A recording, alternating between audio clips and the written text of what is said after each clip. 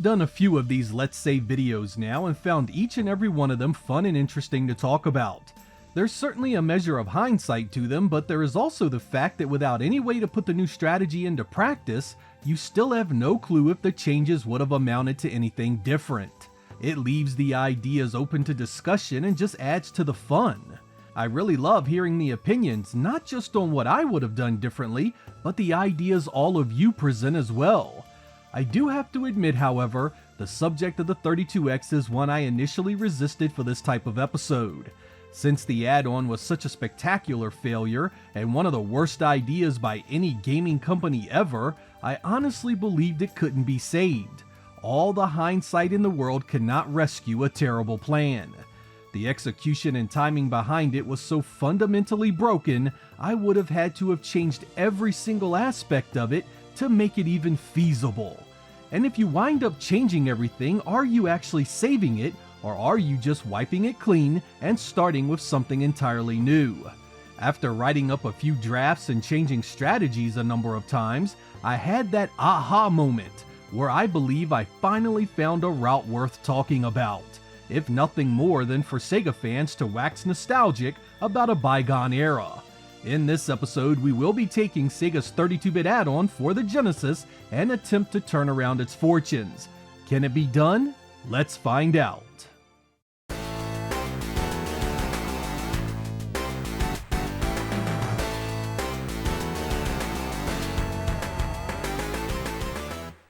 Our very first thing to do when considering the success of the 32X is to deal with the Saturn.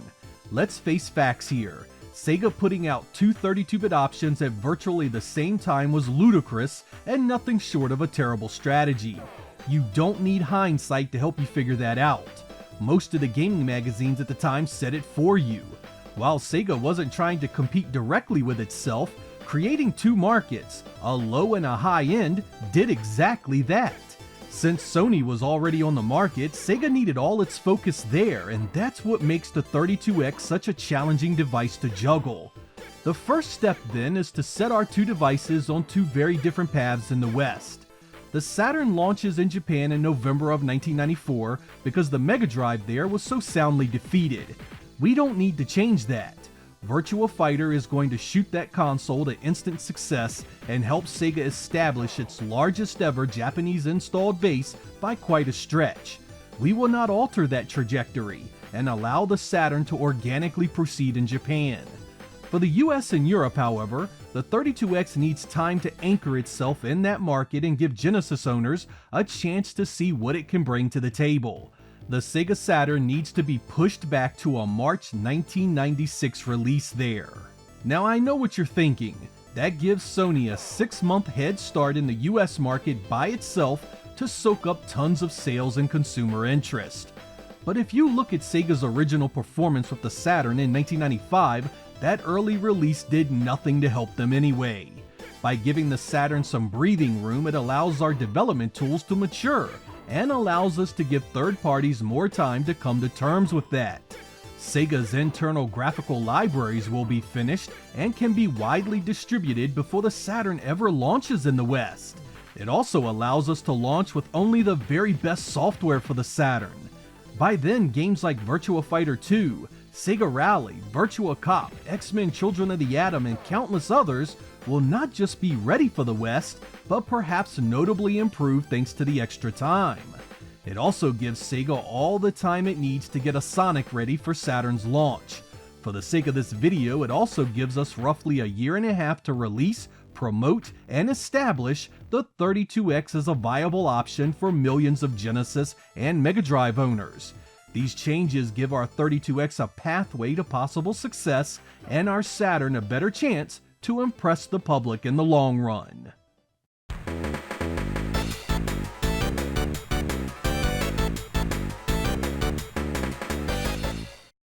The Sega 32X was never well designed for its intended purposes, in my opinion. From its completely unnecessary dual CPUs to its underpowered and inadequate graphical capabilities, it almost seemed like this thing was slapped together by people who had no clue what the hell types of games they wanted to make. I had always believed that in order for the 32X to work, it had to be cheap, it had to show a marked improvement over the original Genesis, and it absolutely had to have some measure of architectural compatibility with the Saturn. These were not easy things to accomplish, but the way Sega originally went at it made even a 19-year-old Sega Lord X scratch his head in utter confusion. This leads to our next big step, redesigning the 32X into a lean, mean game-making machine that customers actually want to own and support. The first step is stripping out that second SH2. We don't need it, and it was extra cost for absolutely no benefit.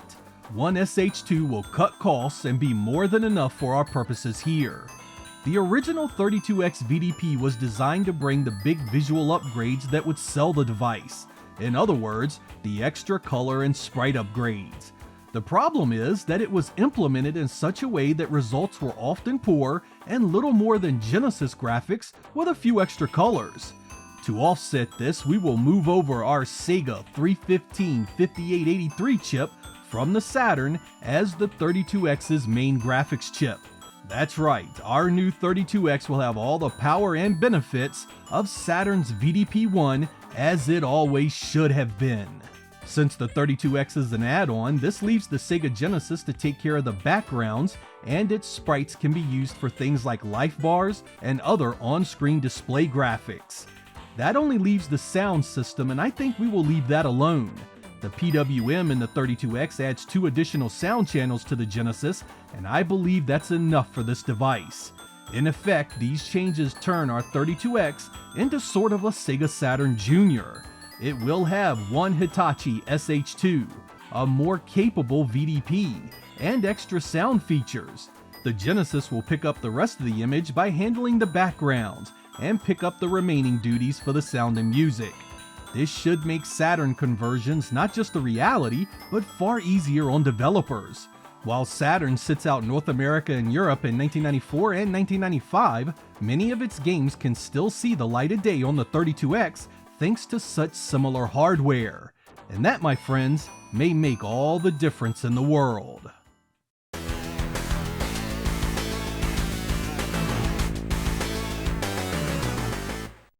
The launch of the original 32X was a rushed affair with only a few meaningful software releases. At $159, it needed some killer apps, and Sega really dropped the ball there, particularly once the initial offerings launched. We are going to change everything about how this was handled. The 32X will still launch in November of 1994 in both the US and Europe. Since our new 32X uses hardware Sega is already mass producing, there shouldn't be a problem with keeping the same release window in the West.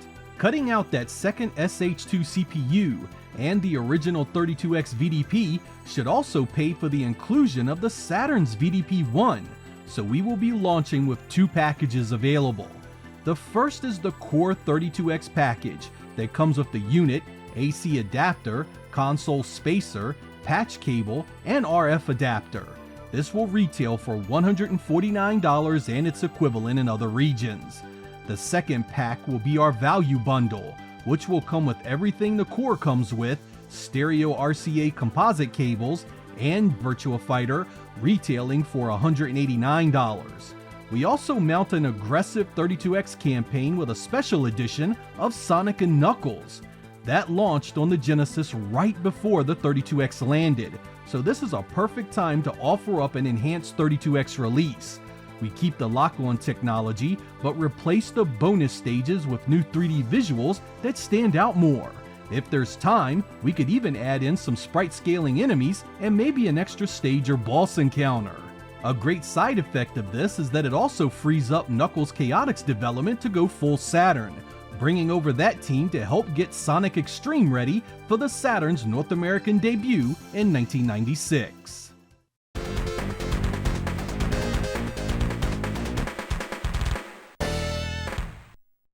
So far, we have made some pretty big changes to the 32X and the market it needs to compete in, but no console hardware can sell without games backing it up, and it's here where we need to really get things right. The original 32X timeline saw a pitiful lineup of games in its early months. While Doom, Star Wars Arcade, and Virtua Racing Deluxe started things off strong, it was followed up with garbage like Cosmic Carnage, Motocross Championship, and a slew of 16-bit ports that didn't give the platform much of an identity. We are addressing all of that here. In addition to the original launch games of Virtua Racing Deluxe and Star Wars Arcade, we will put emphasis on a Virtua Fighter port as a launch game. Our new architecture should easily see the Saturn Virtua Fighter moved over with the expected concessions of the cartridge format. This will allow us to delay Doom a bit, put a few more months' work into it, and make that version the very best it can be. With all the stages and improved soundtrack and the major bosses, 32X Doom will move from a curiosity to a well-reviewed must-own. We will also be dropping both Cosmic Carnage and Motocross Championship, moving those teams on to Golden Axe the Revenge of Death Adder and Outrunners. We will tout the 4-player action of the former and the incredible sprite scaling of the latter. These games will complement the stellar Afterburner release, and we'll move all the resources over from Space Harrier to get Outrun finished as it always should have been. This will give us a strong arcade representation to satiate diehard Sega fans. Since we're moving Knuckles Chaotix team over to the Saturn, I think it would be incredibly important for the 32X project, Sega Sonic the Hedgehog, a port of the System 32 arcade original, to be finished and released with a special trackball controller. This will give the 32X a console-exclusive Sonic of its very own without impacting the work done on the Saturn. Since the 32X now has a VDP capable of far more than before, this port of Sega Sonic could even see some nice upgrades in terms of sprite size, detail, and even some polygon elements in the backdrops and special effects. I will also want a 32X port of Panzer Dragoon. This conversion will need some TLC to be sure. The code itself should be easy enough to bring over, but without VDP2 and the limitations of the cartridge, it's gonna need to look quite different. I'm thinking we take a more cartoonish, cel-shaded approach to the polygons. This will allow the Genesis to make simple, forward-scrolling backdrops that still look good. As the 32X moves past the opening few months, it will need some impressive offerings to keep people interested, and Sega absolutely must have some sports representation going on. Companies like Acclaim showed with ports like NBA Jam Tournament Edition that just a few tweaks could go a long way with making a Genesis game look great. We need that same thinking with our 32X NFL football game and our 32X NBA basketball game. These games were already great on the Genesis, and a big boost in color and sprite detail would elevate them enough the first year to give us a starting point. We can expand much further in the second year, but right now time is of the essence. The good news is that we have a starting point for soccer with a conversion of the Saturn game Victory Goal. We can also port over the Saturn's Pebble Beach golf links. Later in 1995, we can also move over the Saturn's Greatest 9 baseball title as our 32X World Series entry. Given our new 32X architecture, we also have access to every other Saturn project that existed in 1995. We will turn as many as we can to the 32X without hurting the lineup for the eventual Saturn release in 1996. We can get versions of Daytona USA, Clockwork Knight, Shin Shinobiden, and Astal. While these games are entertaining Saturn owners in Japan, 32X versions will be entertaining North American and European Sega fans. This also sets free the resources Sega had spent on the Saturn for the original early release and the software that Sega of America thought would sell it. Gen War, Congo, Bug, and Blackfire are all cancelled, relinquishing monies, programmers, and time to make 32X software happen. Japan is pumping Saturn games out at a breakneck pace, and the North American and European launch of that system will still be stacked with the best of it. Right now, we need all hands on deck to make the 32X a success while that Saturn software matures, its development tools improve, and our third parties use the 32X as a testing ground for their own software releases. And speaking of third parties, they too will see a radical shift in what games they are developing.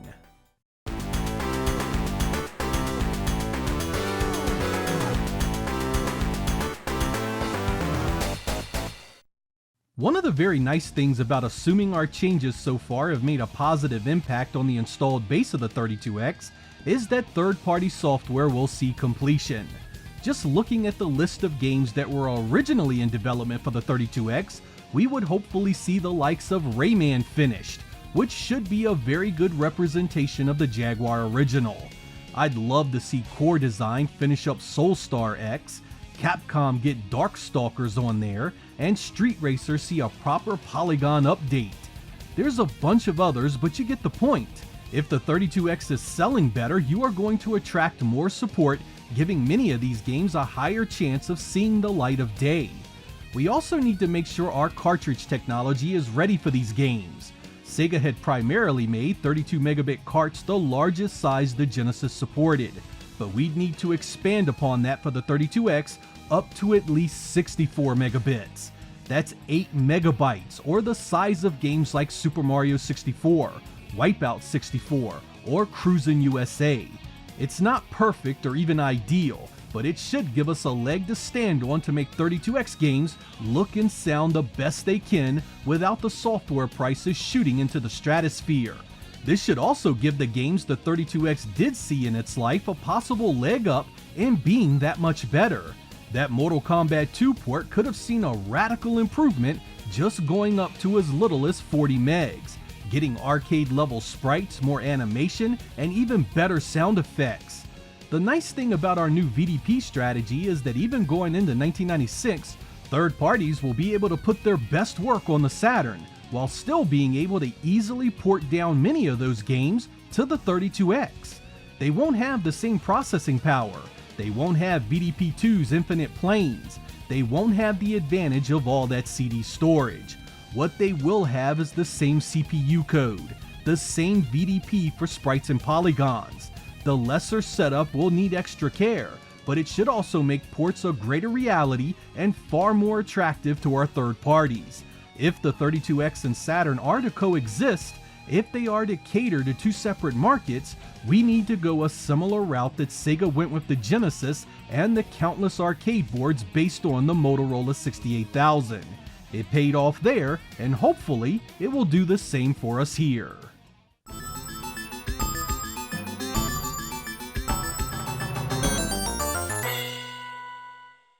Some of you may be asking about the Sega CD. Perhaps you feel that 32X CDs are a viable option. I don't think so. In fact, I feel exactly the opposite. The Sega CD market in late 1994 is in steep decline, if not already completely dead.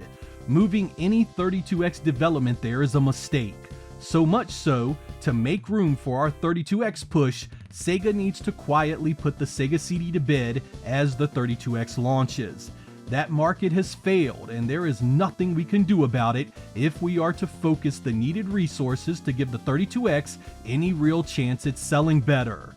With that, we will be canceling a number of Sega CD releases and moving them to the 32X and the cartridge format. We'll move Eternal Champions Challenge from the Dark Side over to the 32X. The Senna kills will need to be rethought, but that shouldn't be an issue given that game's breadth of content. The Adventures of Batman and Robin driving game will go the Batman Returns route, see extensive modification by the developer Clockwork Tortoise, and include the full cartridge version as well. We will move Shining Force CD over, renaming it Shining Force X. The game data itself should easily fit onto a cartridge, but we will need a new chiptunes based soundtrack. With the 32X's extra sound channels, we should be fine there as well. Given that the Sega CD is being phased out in 1994, we worked closely with Electronic Arts to take their original Road Rash project and instead port it over as a 32X game based on the 3DO edition. We will need a new soundtrack, but you know, the Genesis never had any real problem in that respect. With any luck, better sales may even motivate EA Sports to port over Madden 1995 to the 32X. With the power of our new VDP, we should see legitimate sprite scaling in those games. Finally, we scrapped the Sega CD's Wild Woody altogether, move Sega Multimedia Studio over to the 32X, and get Jurassic Park Complete Edition done. This will be both the original Genesis adventures combined into one huge game with a slew of quality of life improvements. There will be save memory to keep your game going. Sprites will see big upgrade in color and detail using pre-rendered technology. More layers of parallax scrolling will adorn those backgrounds. Better story sequences will tell a cohesive adventure. Improved sound effects for the dinosaurs and environment. And perhaps most important of all, some stage design tweaks so it's more clear where you should be going and what you should be doing.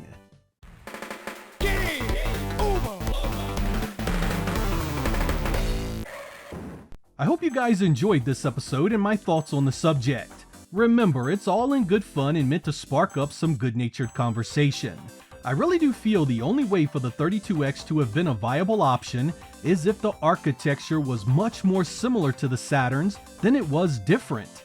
These two platforms needed to exist together, not separately, and I feel the changes I made should keep it cheap enough to do that. The 32X with a single SH2, the VDP-1 from the Saturn, and the same RAM pool and sound hardware as before should make it a cut-down Saturn for all intents and purposes. That gives us a much more appealing environment for not only Sega itself, but our third parties to strive as well. Many software changes here will hopefully spur on a stronger launch, and therefore a stronger chance at more support in the following months and years. But as much as I hate to admit it, everything I did here, no matter how well it went, would still not be my first choice had I any real control over the situation. The changes made here were done for the sake of the subject matter, to save the Sega 32X from absolute commercial failure. The simple truth is that splitting your market between two 32-bit options was a terrible move by Sega. Sony was huge, had countless resources, and was no stranger to commercial success in the electronics industry. Sega needed its full attention on one product, making it the best it could be. 32X took away valuable resources in the form of money, manpower, and creativity. For a stretch of time, there was a part of Sega with their eyes off the Saturn, and on a product that had nowhere to go but down. It was a distraction they didn't need, and an important reason why Sega struggled so hard that generation. I'm Sega Lord X. Thank you guys for watching, and I will catch you next time.